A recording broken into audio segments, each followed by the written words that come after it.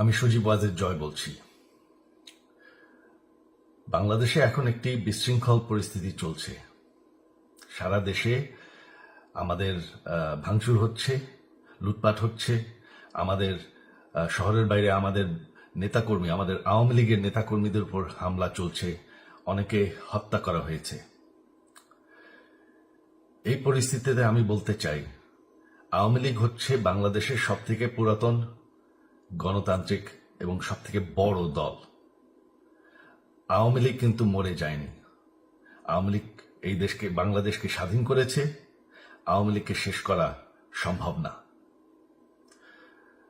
আমরা বলেছিলাম যে আমার পরিবার আর রাজনীতি করবে না, তবে আমাদের নেতাকর্মীর উপর যেভাবে হামলা হচ্ছে, এই পরিস্থিতিতে আমরা হাল ছেড়ে দিতে পারি না।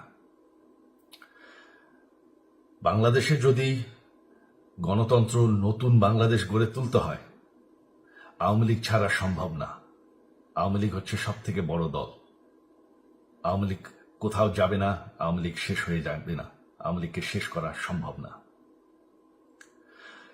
আওয়ামী লীগের নেতাকর্মীদের আমি সবাইকে আহ্বান জানাচ্ছি যে আপনারা সাহস নিয়ে দাঁড়ান। আপনারা একা না, আমরা আছি।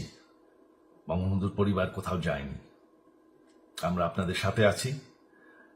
দেশকে, আমাদের নেতাকর্মীদেরকে, আওয়ামী লীগকে রক্ষা করার জন্য যা প্রয়োজন আমরা করতে প্রস্তুত। এই যে আমাদের বর্তমান যারাই আছে ক্ষমতায়, তাদেরকে আমি বলবো যে আমরাও একটি গণতান্ত্রিক, শৃঙ্খল, নিরাপদ বাংলাদেশ চাই, জঙ্গিবাদ মুক্ত। তার জন্য আমরা সবার সাথে আলোচনা করতে প্রস্তুত। শুধুমাত্র তারা যদি জঙ্গিবাদ এবং ভায়োলেন্স বাদ দেয়। শেখ হাসিনা মরে যাননি, আমরা কোথাও যাইনি। বাংলাদেশ আওয়ামী লীগ ছাড়া গণতন্ত্র, নির্বাচন সম্ভব না। এই বলে আমি আমার কথা শেষ করছি। জয় বাংলা।